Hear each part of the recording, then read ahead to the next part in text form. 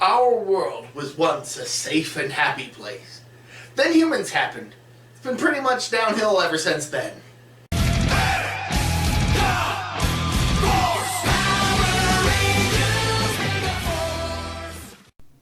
Never surrender. Power Rangers Megaforce. Hello and welcome to another edition of Alien ProtoMet. And today I'll be taking a look at the first season of Power Rangers during the Neo-Saban era that wasn't a soulless husk of its original Sentai counterpart. Today I'll be taking a look at Power Rangers Megaforce. Earth was once a safe and happy place, which seems like an odd thing for the show to say since this is a sequel to almost every other season of Power Rangers, but whatever. This peace was shattered when evil aliens arrived to conquer our world, just like a bunch of other previous seasons did.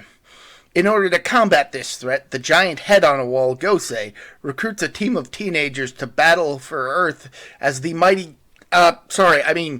Power Rangers Megaforce.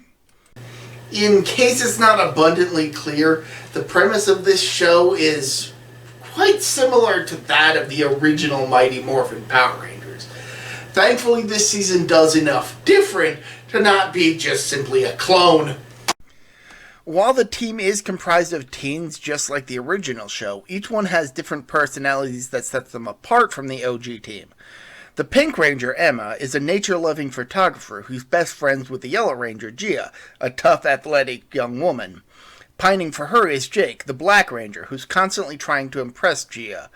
He's best friends with the Blue Ranger, Noah, who's the brains of the team, which admittedly is the same as Billy from Mighty Morphin, but it is also derived from Megaforce's Sentai counterpart, so I can forgive it. And finally, there's the Red Ranger, Troy, who is a piece of wood.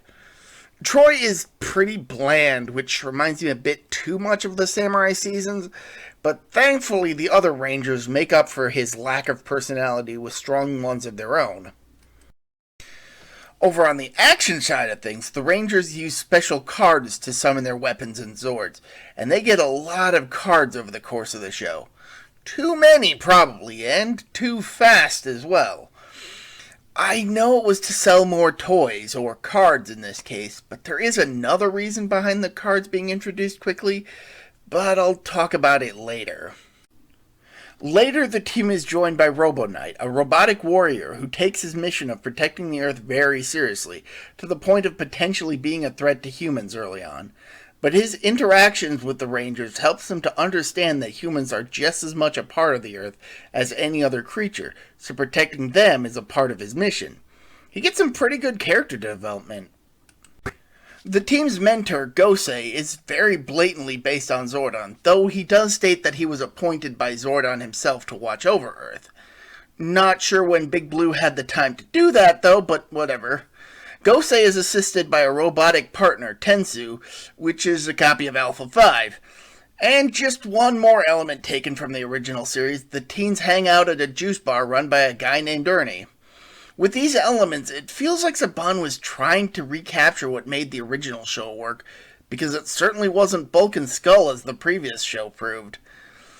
But there's also a quirky teacher by the name of Mr. Burley who is fascinated by cryptids, but he's really only relevant during the show's second story arc, and only mildly so.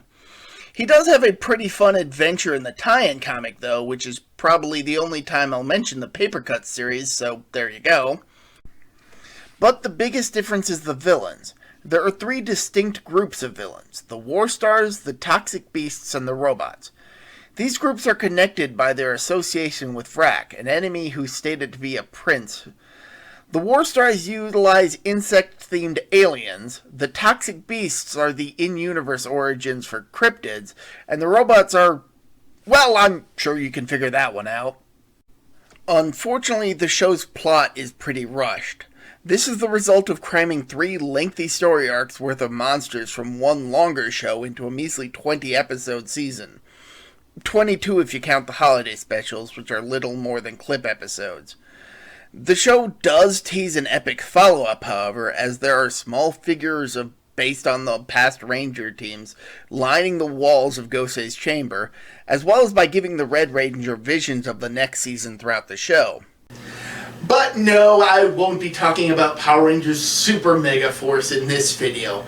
That's a whole other can of worms that I'll get into some other time.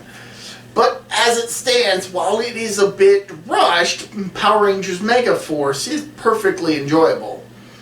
That having been said, it really is just little more than a palate cleanser between the bland Samurai seasons and the, spoiler alert, abysmal Super Megaforce.